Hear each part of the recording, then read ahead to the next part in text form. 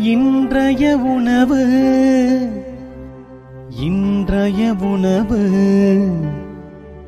இன்றைய உணவு.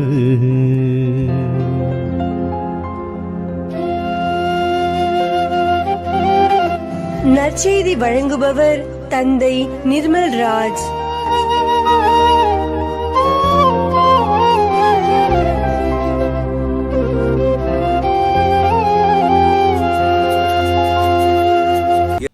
இறையேசுவில் பிரியமுள்ள சகோதர சகோதரிகளே, உங்கள் அனைவருக்கும் இயேசுவின் பெயரால் வாழ்த்துக்களையும் ஜெபங்களையும் அன்போடு உரித்தாக்கிக் கொள்கின்றேன்.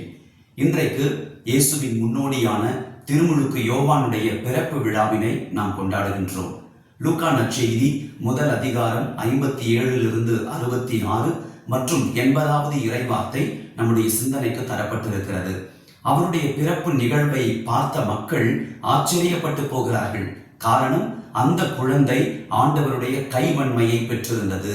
குழந்தையாயிருந்த யோவான் வளர்ந்து மன வலிமையை பெற்றார். இஸ்ரேல் மக்களுக்கு தம்மை வெளிப்படுத்தும் காலம் வரை அவர் பாலை நிலத்தில் வாழ்ந்து வந்தார் என்று குறிப்பிடப்பட்டிருக்கிறது. அன்பானவர்களே, திருமுழுக்கு யோவான் மத்தேயு நற்செய்தி 11:11 நாம் பார்க்கிறோம். ஆண்டவர் இயேசுவே அவருக்கு புகழாரம் சூட்டுகின்றார்.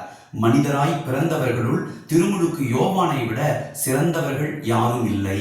அந்த அளவிற்கு ஆண்டவராலேயே போற்றப்பட திருமுழுக்கு யோவானுடைய வாழ்வு முறை அமைந்திருந்தது. அரசனாவது இருக்கட்டும், ஆண்டியாவது இருக்கட்டும், உண்மை என்றால் உண்மை என்று சொல்லி ஏரோது அரசனையே எதிர்த்து வாழ்ந்தவர். உள்ளொன்றும் புறமொன்றுமாக வாழ்ந்து வந்த பரிசேயர்கள், சதுசேயர்கள் யூதர்களுக்கு எதிராக வெள்ளையடிக்கப்பட்ட கல்லறைகளே என்று சொல்லி அவர்களை சாடி ஆண்டவருடைய வருகைக்காக பாதையை செம்மைப்படுத்தினவர். தன்னுடைய சீடர்களை இயேசுவுக்கு சீடர்களாக இவரே செம்மறி என்று சொல்லி அறிமுகப்படுத்தி வைத்தவர்.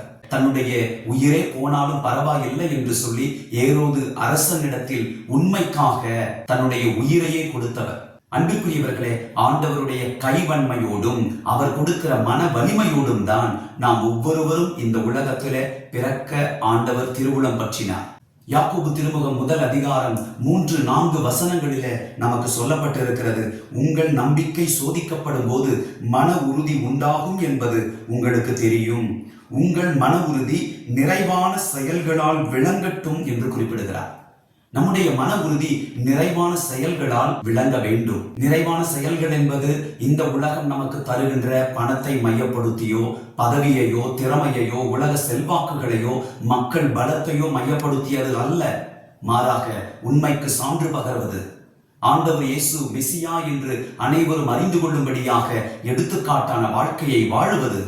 ஆகையினால்தான் மத்தேயு 11:11 ஆண்டவர் இயேசு யோவானை குறித்து, யோவானை விட சிறந்தவர் எவரும் இந்த உலகத்தில் தோன்றவில்லை, ஆயினும் விண்ணரசில் மிக சிறியவரும் யோவானை விட பெரியவர் என கருதப்படுவார் என்று ஆண்டவர் நம்மை குறித்து முன்குறித்து சொல்லி இருக்கிறார்.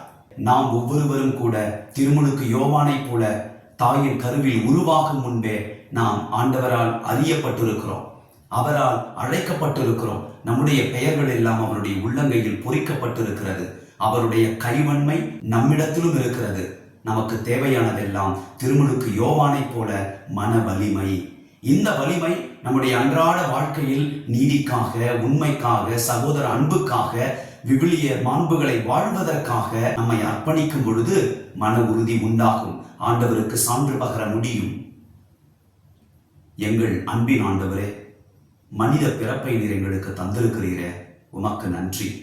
உமக்கு சான்று பகர திருமுழுக்கு யோவான், ஏன் கத்தோலிக்க திருஅவையினுடைய வரலாற்றில் பார்க்கிறோம், எத்தனையோ புனிதர்கள் உண்மைக்காக வாழ்ந்து உமக்கு சான்று பகர்ந்திருக்கிறார்கள். இவர்களையெல்லாம் எங்களுக்கு முன் மாதிரிகளாக கொண்டு உமக்கு சான்று பகரக்கூடிய சாட்சிகளாய் நாங்கள் வாழச் செய்தருளும். விண்ணரசில் பெரியவர்களாய் இடம்பெற எங்களுக்கு கிருபை செய்யும். இயேசுவின் நாமத்தில் ஜெபிக்கின்றோம் தந்தையே, ஆமென். God bless you.